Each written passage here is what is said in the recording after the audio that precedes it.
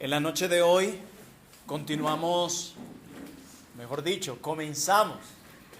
un nuevo curso. Este año empezamos con el curso Desgastando nuestras vidas radicalmente. Luego pasamos por Instrumentos en las manos del Redentor. Luego llegamos a la primera carta de Pablo a los Corintios. Y ahora nos ubicamos en un curso que para mí es de suprema importancia y es la doctrina de la iglesia, es la eclesiología. Y lo que quiero hacer en la noche de hoy es una introducción a lo que veremos por unos cuantos meses. Y deseo verdaderamente que todos podamos crecer a través de este curso como cristianos y que también que este curso pueda crear en nosotros una mayor pasión por la iglesia del Señor. Antes de empezar, quisiera dar créditos al material que estaremos usando por estos meses. Estaremos usando material del pastor Samuel Waldron, la Confesión de Fe comentada. Estaré usando material del pastor Julio César Benítez, de su libro de eclesiología y de su serie de eclesiología. Y estaré usando un poco de aquí y de allá de otros libros que traten sobre este tema y por supuesto la palabra de Dios. Vamos a entrar en nuestro tema, pero quisiera que fuéramos a una carta del Nuevo Testamento sumamente hermosa. Y si nosotros deseamos entender la doctrina de la iglesia, la eclesiología, de una manera profunda, esta es la carta apropiada para estudiar. De hecho, así como en el curso pasado les animamos a estudiar las cartas a los Corintios, yo quiero animarles a partir de hoy a que estudien, a que lean detenidamente la carta de Pablo a los Efesios. Es una carta hermosa y que describe de una manera amplia la doctrina de la iglesia, o conocido en teología como eclesiología. Acompáñenme a la carta de Pablo a los Efesios.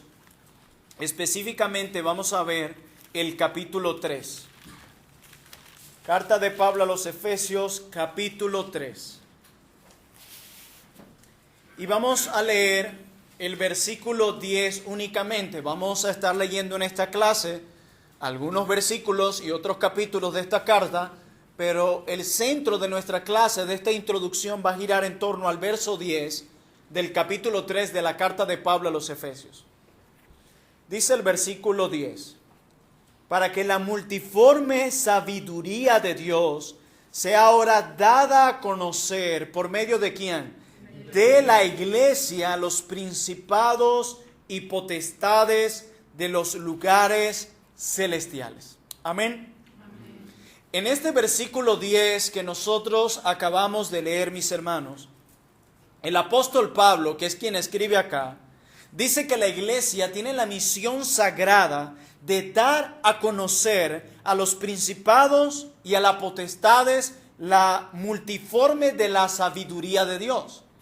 Y según este texto, esta labor hermosa y solemne solo se le ha delegado a la iglesia de Cristo, a ninguna otra institución. Lo que Pablo está afirmando aquí con estas palabras es que la iglesia de Cristo es la institución más importante. Escuche bien. La iglesia de Cristo es la institución más importante del mundo. Es lo que Pablo está diciendo aquí. Hermanos, en el mundo no existe ninguna otra organización o institución que tenga la misión y a la misma vez, no solo la misión, sino que a la misma vez la capacidad de anunciar la multiforme riqueza de la gloria y de la gracia de Dios. No existe otra, solamente la iglesia. Y Efesios 3:10 dice que esta labor de anunciar estas verdades, la iglesia la hará aún en los lugares celestiales. Eso dice el apóstol. Es decir, más allá de la tierra. Es decir, más allá de lo visible. Existe un mundo, hermanos, que nosotros no podemos ver, ¿cierto? Y Pablo dice que esta institución llamada iglesia, que es el organismo al cual se le llama iglesia, tiene la misión de anunciar estas grandezas de las riquezas de nuestro Dios al mundo que vemos y al mundo que no vemos. Y eso solo lo hace la iglesia. Nada más y nada menos. Hermanos míos, ¿cuántos de ustedes ven a la iglesia del Señor de esta manera tan hermosa y tan sublime? ¿Cuántos no ven hoy la iglesia como algo superficial? ¿Cuántos no ven hoy a la iglesia como un lugar en el que venimos únicamente a escuchar sermones? Muchos ven a la iglesia del Señor así. Y sí, la iglesia es un lugar donde venimos a escuchar la palabra de Dios y es la Biblia la que debe ser el centro de la iglesia del Señor. Pero la iglesia tiene un valor profundo y especial. Por eso a veces yo lamento cuando personas por cualquier tontería faltan un culto de la iglesia, especialmente el día del Señor. Yo no concibo esa idea. Ni por ningún trabajo, a menos que usted sea un policía, bombero o médico. Pero no lo concibo de otra manera. Muchos no ven a la iglesia del Señor de esta manera tan especial y tan solemne como Cristo y como el apóstol la vio. Hermanos, el Estado es una institución que Dios puso, ¿cierto? Pero por encima del Estado hay una institución que, si bien no se mezcla con el mismo, ni depende del mismo, es una institución que lo supera en la misión que tiene. Ya que la iglesia, a diferencia del Estado, tiene una misión más poderosa y sobrenatural que Dios ha delegado. Y yo quisiera, a través de este texto que acabamos de ver, mostrarles la longitud, la altura y la anchura de la doctrina que la iglesia tiene en la historia de la redención. Lo precioso que hay detrás de la doctrina de la iglesia. Hermanos, cuando nosotros vamos a abordar el tema de la doctrina de la iglesia, no vamos a entrar en unas clases solamente donde vamos a aprender conceptos. Algunos, cuando quieren aprender sobre alguna doctrina, a mí me da tristeza cuando lo único que buscan aprender es conceptos y nombres. Sí, fulano de tal, mengano, sí, el nombre tal, supralaxarios, infralaxarios, todo eso. Solo como que cuando entramos a estudiar una doctrina de la Biblia, de la palabra eterna y poderosa de Dios, parece que vamos solamente con la idea de aprender conceptos, fechas y títulos, para que la gente diga, hey, ¿qué sabe ese hombre? No. Bueno, cuando nosotros entremos a esta clase hoy, nosotros no vamos con este curso a aprender simplemente conceptos. Esa no puede ser nuestra meta nunca, mientras estudiemos cualquier doctrina, la que sea. Estamos llenos ya de conceptos, saturados de eso. Hay algo detrás más poderoso de eso. Cuando estudiemos esto, no entraremos en un conocimiento más. No quiero que sea así. Nosotros estudiamos la doctrina de la iglesia, o cuando estudiamos la doctrina de la iglesia, estamos metiéndonos en una de las doctrinas más profundas y necesarias que la Biblia da. ¿Escucharon eso? Una de las doctrinas más profundas y necesarias que la Biblia da. Este no es un tema para negociar, esta doctrina es importante.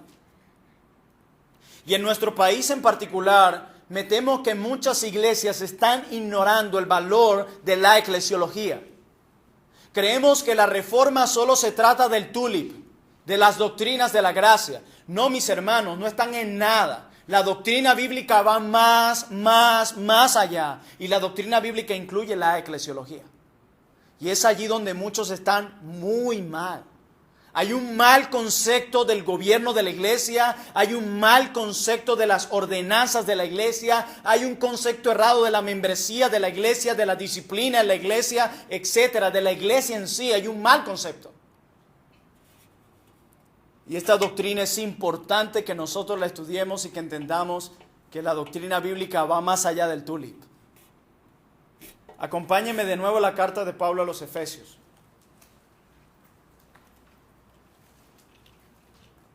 Pero vamos a leer ahora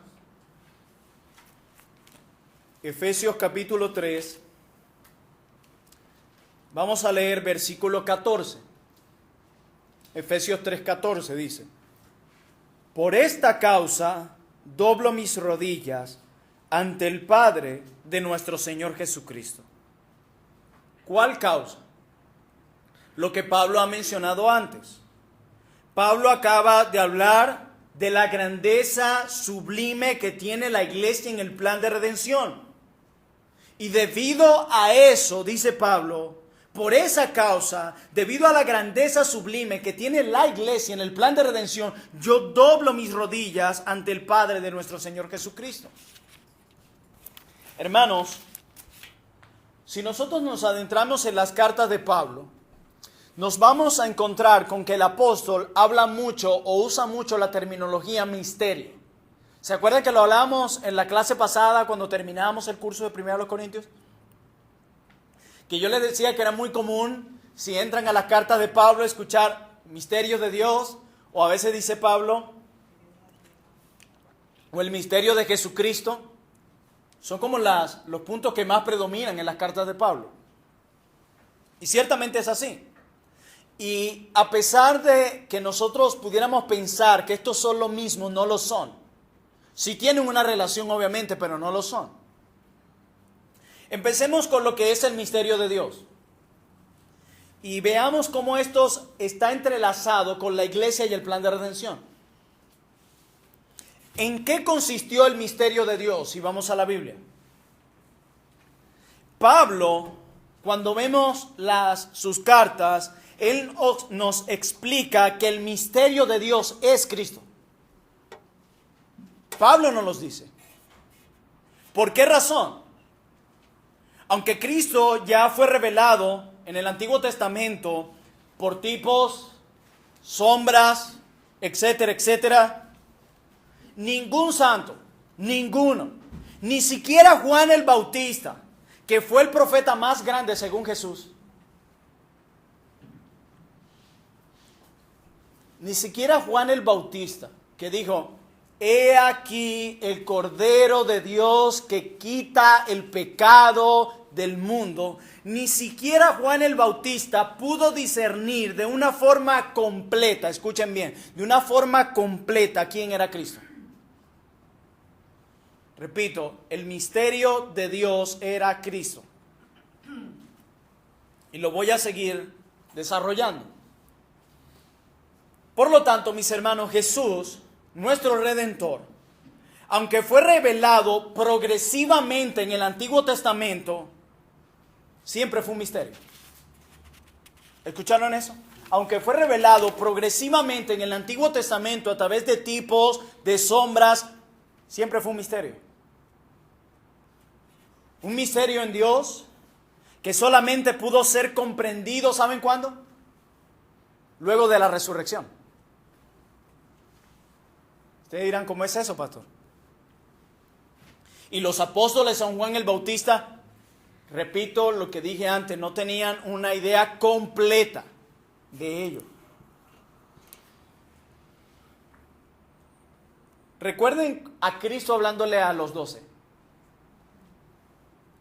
¿Qué era lo que pasaba cuando Cristo les hablaba a los 12 y les decía que tenía que morir y resucitar? Ellos no lo entendían. Ellos no lo entendían. Por eso les digo que ese misterio de Dios, que era Cristo, pudo ser comprendido de manera completa luego de la resurrección. Por ejemplo, otro caso, aquel que dijo, he aquí el Cordero que quita el pecado del mundo, que fue Juan el Bautista, en un momento le tocó ser encarcelado por el imperio. Juan, que había tenido más revelación, comenzó a dudar de Jesús si realmente él era el Cristo. ¿Se acuerdan? ¿Por qué? Porque en la comprensión judaica del Cristo, era que el Cristo vendría como un rey que iba a inaugurar un estado perpetuo y eterno de paz, de tranquilidad y prosperidad. En su mente judía, ellos pensaban que Dios iba a liberar a su pueblo del dominio opresor de Roma. Y llega Juan y se ve en esa situación y ve cómo actuaba Jesús y dice, este no puede ser. Pero ya va, ¿no fuiste tú el que dice, he aquí el Cordero que quita el pecado del mundo? Cuando Juan el Bautista ve que Jesús no es esto, y que más bien el precursor del Cristo, o sea él, está preso y a punto de ser decapitado, él comienza a dudar. Juan tiene dudas. Entonces, ¿qué hace Juan? Juan manda unos mensajeros a Jesús y le dice, mira Juan, manda a decir que si tú eres el Cristo o esperamos a otro. Yo me imagino la pregunta. Y ustedes conocen la respuesta del Señor. Hermanos, ni los apóstoles, ni siquiera los hermanos de sangre de Cristo pudieron entender quién era Él. El misterio de Dios. ¿Se acuerdan que era un misterio? Algo que estaba oculto y que luego fue revelado. Ni siquiera los hermanos, ni siquiera los apóstoles, que estuvieron aproximadamente unos 3 años y medio, entendían a la comprensión. Se confundían cuando Él les decía que tenía que morir y resucitar. Inclusive en un momento van los hermanos de Jesús a buscarle. Y la razón por la que van es, no, porque es que está fuera de sí. Estaba loco. Pero ¿qué dice la Biblia acerca de los hermanos de Jesús? ¿Que creyeron cuándo? ¿Después de qué? De la resurrección. ¿Y qué les dije? Que cuando ese misterio fue revelado completamente luego de la resurrección. Y así fue con los apóstoles. De la misma manera.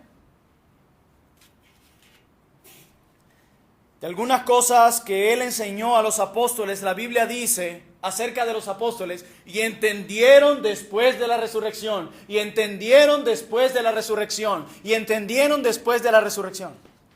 Increíble. Lo que estaba oculto fue revelado completamente. Hermanos, Cristo fue el misterio de Dios que fue entendido y revelado de una forma plena luego de la resurrección. Así que cuando lean acerca del misterio de Dios, se está refiriendo es a la persona de Cristo. Pero Pablo, también en sus cartas, luego que ese misterio de Dios, que era Cristo, que fue revelado luego de la resurrección, Pablo también nos dice, hablando del misterio de Cristo, Pablo nos dice que Cristo traía consigo también otro misterio. ¿Vieron eso? ¿Y cuál era el misterio de Cristo? Según Efesios capítulo 2, lo explica y nos dice que ese misterio que Cristo traía era la iglesia. La iglesia. Hermanos, la iglesia tampoco pudo ser comprendida y entendida en el Antiguo Testamento. Los apóstoles mismos no entendieron la doctrina de la iglesia sino hasta luego de Pentecostés. Otro misterio que estaba oculto y que luego fue revelado. Vayamos a Efesios 2.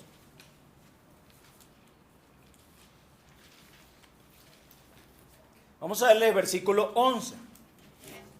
Miren cómo Efesios 2, hablando también Pablo, nos describe que el misterio de Dios era ¿quién? Cristo. Y el misterio que traía Cristo, la iglesia. Y miren cómo Pablo lo desarrolla en Efesios 2:11. Por tanto, acordaos de que en otro tiempo vosotros, los gentiles, en cuanto a la carne, erais llamados incircuncisión por la llamada circuncisión hecha con mano en la carne. ¿Quién era la llamada circuncisión? Los judíos.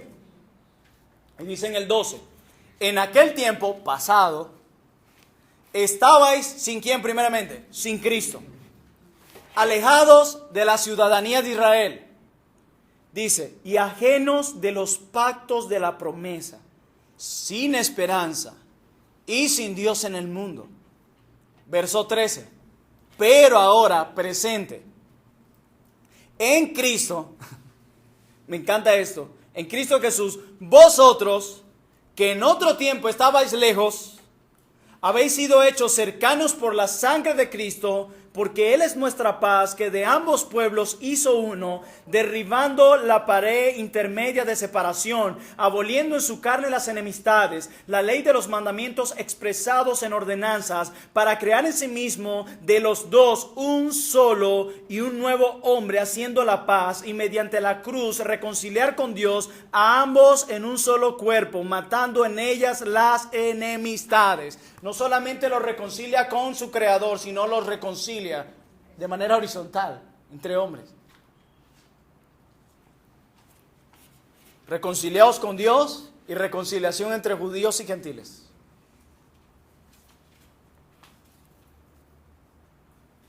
Los judíos aborrecían a los paganos, a los gentiles.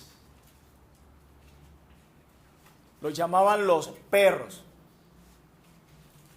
Y aún dentro de esos gentiles griegos estaban los más ignorantes y los más intelectuales.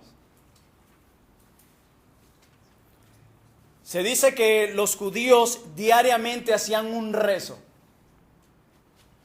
que decía así: Dios, gracias porque no nací perro, gracias porque no nací mujer ni gentil.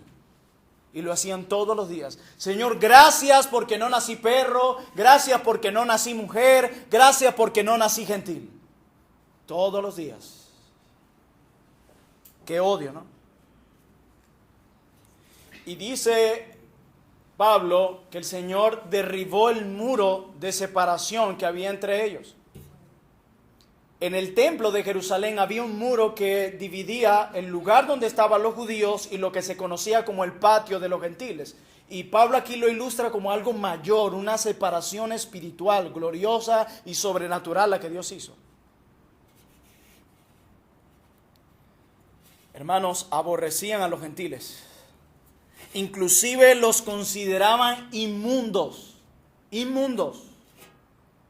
Y cuando Cristo viene y muere en la cruz, Él no solo quiere salvar a los judíos que crean en Él, sino también a los gentiles que crean en Él.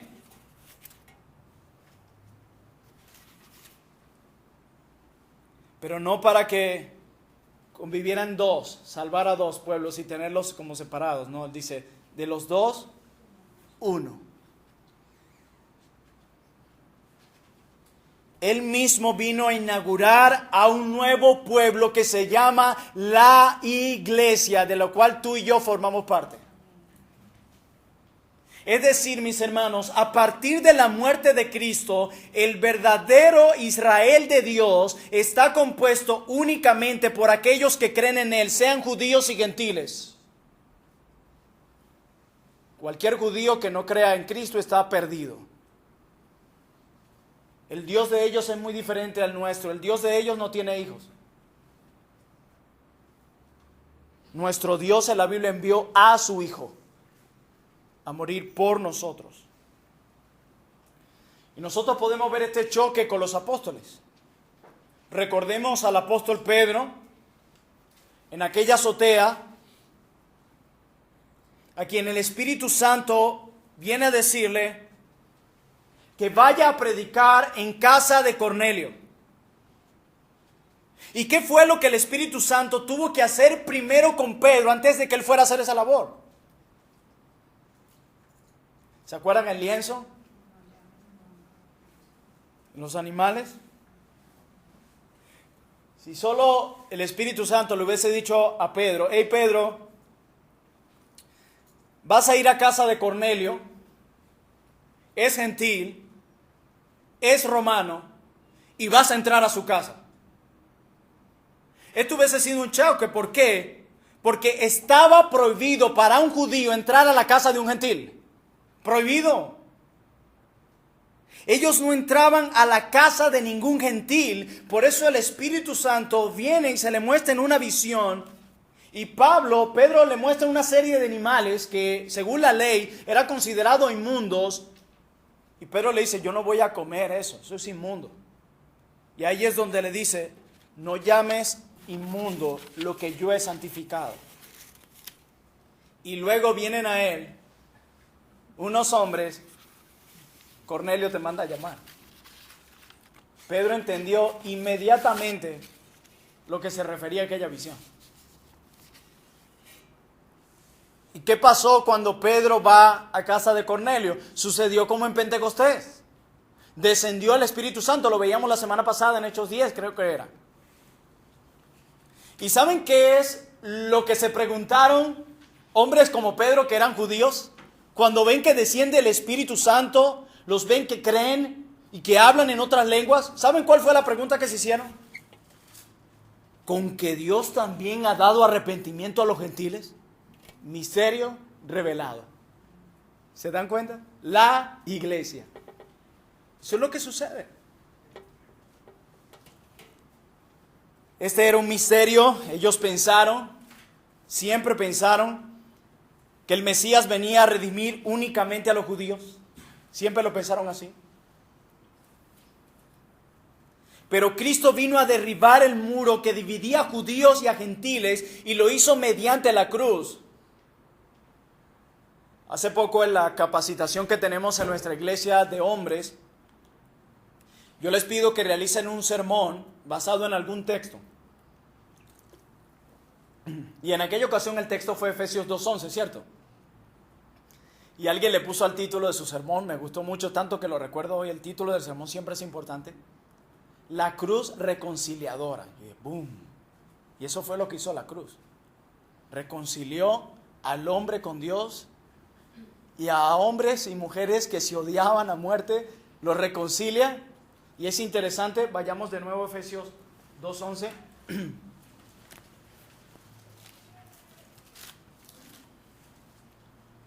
Dice que ellos estaban sin Cristo, en primer lugar, no tenían a Cristo. En segundo lugar, le dice que estaban alejados de la ciudadanía de Israel, sin pueblo, no formaban parte del pueblo de Dios, es lo que quiere decir. Y ajenos a los pactos de la promesa, sin esperanza y sin Dios en el mundo. Pero Cristo lo que hace en primer lugar, vosotros que en otros tiempos estaban lejos, ahora los he hecho cercanos. Lo primero que hace, porque Él es nuestra paz, que de ambos pueblos hizo uno, nos juntó, derribando la pared intermedia de separación, aboliendo en su carne las enemistades, la ley de los mandamientos expresados en ordenanzas, para crear en sí mismo de los dos un solo y un nuevo hombre, haciendo la paz, y mediante la cruz reconciliar con Dios a ambos en un solo cuerpo, matando en ella las enemistades. Verso 17. Y vino y anunció las buenas nuevas de paz a vosotros que estabais lejos y a los que estaban cerca. ¿Quién eran los que estaban lejos? Los gentiles, los que estaban cerca, los judíos. Y dice el 18, porque por medio de Él los unos y los otros tenemos entrada por un mismo espíritu al Padre. Así que ya no sois extranjeros ni advenedizos, sino ciudadanos ¿de qué? Pero ya va. Ahora es como si ahora los hace parte de la misma nación, espiritualmente hablando, vamos a hablarlo así. Pero Dios no solo pretende que estos sean ciudadanos de una nación y que tuvieran a Dios como gobernante. Miren lo que le dice luego. Lo hace ciudadanos antes de finalizar el 19, pero también le dice, y miembros de la familia de Dios. O sea que no solo lo convierte en ciudadanos, sino en hermanos. No solo tienen a Dios como gobernante, sino como Padre. ¿Se dan cuenta de esa obra maravillosa? Y dice en el 20, edificados sobre el fundamento de los apóstoles y profetas, siendo la principal ángulo Jesucristo mismo, en quien todo el edificio bien coordinado va creciendo para ser un templo santo en el Señor. No solo viene a ser una estructura de hombres y mujeres, sino el lugar en donde Dios iba a ser su morada, nada más y nada menos. En quien vosotros también, wow, sois juntamente edificados para morada de Dios en el Espíritu. O sea, no solo vino a ser un edificio, ya no. Nosotros somos la morada del Dios viviente, nada más y nada menos, la iglesia, ninguna otra institución. Y eso por la pura obra sobrenatural del Señor. ¿Qué hubiese pasado si la salvación solo fuera para los judíos? Tú y yo estuviésemos perdidos para siempre, como dice el texto, sin esperanza y sin Dios. Pero no era así. Siempre la iglesia fue el plan poderoso de Dios. Recuerde que era un misterio que estaba oculto, pero que fue revelado gloriosamente. Gloriosamente. Por eso hoy la iglesia está compuesta de judíos y gentiles. El judío que no cree en Cristo no forma parte del pueblo de Dios. Así de sencillo. Así de sencillo. Se pongan el kipá, que hagan todos los rituales que quieran. Judío que no crea en Cristo no pertenece al pueblo de Dios. La salvación es por fe en la persona del Señor Jesús. Efesios 3. Texto que también pudimos leer la semana pasada, pero volvamos a leerlo. Vamos a leer del 1 al 13. Efesios 1:13. Por esta causa, yo, Pablo, prisionero de Cristo por vosotros, ¿quiénes? Los gentiles. Si es que habéis oído de la administración de la gracia de Dios, que me fue dada para con vosotros, que por revelación me fue declarado el misterio, como antes lo he escrito brevemente, leyendo lo cual podéis entender cuál sea mi conocimiento en el misterio de Cristo. ¿Cuál es el misterio de Cristo? La iglesia. ¿Cuál es el misterio de Dios? Cristo. Y sigue diciendo el apóstol en el 5. Misterio que en otras generaciones no se dio a conocer. No era que no existía. Noten eso. Para los que creen que la iglesia fue el plan B de Dios. No. Noten que no existía, sino que estaba oculto a las otras generaciones. Como ahora es revelado a sus santos apóstoles y profetas por el Espíritu, que los gentiles, aquí empieza hablándonos de cuál era el misterio, que los gentiles son coherederos y miembros del mismo cuerpo y copartícipes de la promesa en Cristo Jesús por medio del Evangelio, del cual yo fui hecho ministro por el don de la gracia de Dios que me ha sido dado según la operación de su poder. Y dice: a mí que soy menos que el más pequeño de todos los santos, me fue dada esta gracia de anunciar entre los gentiles el evangelio de las inescrutables riquezas de Cristo, y de aclarar a todos cuál sea la dispensación del misterio escondido desde los siglos en Dios, que creó todas las cosas, para que la multiforme sabiduría de Dios sea ahora dada a conocer por medio de ¿quién? Hermano, esto es hermoso. A la iglesia se le ha dado la verdad, únicamente a la iglesia, para que proclame la verdad y defienda la verdad. Para que la multiforme sabiduría de Dios sea ahora dada a conocer por medio de la iglesia a los principados y potestades en los lugares celestiales, conforme al propósito temporal improvisado, no eterno, que hizo en Cristo Jesús nuestro Señor, en quien tenemos seguridad y acceso con confianza por medio de la fe en Él, por lo cual pido que no desmayéis a causa de mis tribulaciones por vosotros, las cuales son vuestra gloria. Qué hermoso. Hermanos, nosotros constantemente nos olvidamos de las grandes riquezas que la gracia de Dios nos trajo por medio de Cristo. Nos olvidamos las grandes riquezas que tenemos por medio de Cristo.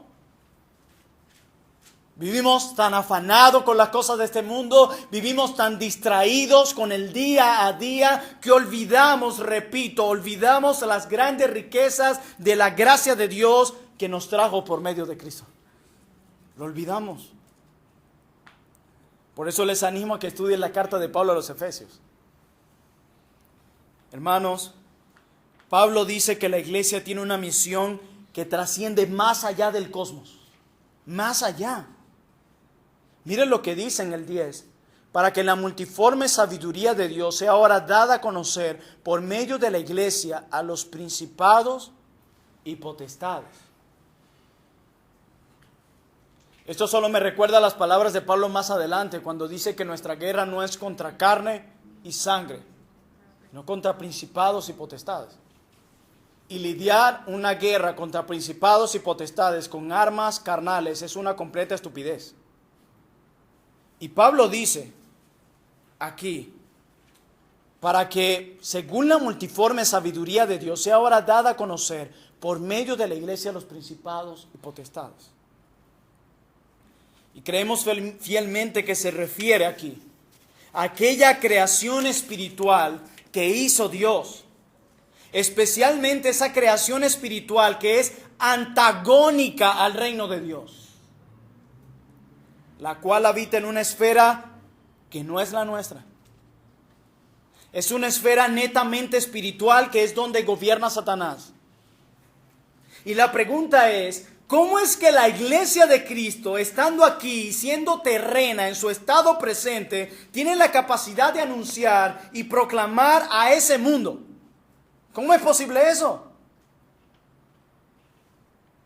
¿Cómo es posible que pueda mostrarles las riquezas de la gloria, de la gracia de Dios? Bueno, Pablo dice que estos seres espirituales están admirando y están maravillados de la riqueza y sabiduría de nuestro Dios, quien por medio de la muerte de Cristo reconcilió a dos pueblos. O sea que estas potestades admiran todo lo que hace la iglesia acá. Y donde estos principados y potestades pueden ver cómo se proclama la multiforme y la sabiduría de Dios, ¿dónde lo pueden ver? ¿Saben dónde? En la iglesia. En la iglesia.